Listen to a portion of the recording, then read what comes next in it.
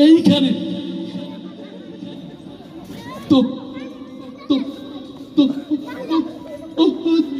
দাদির খবর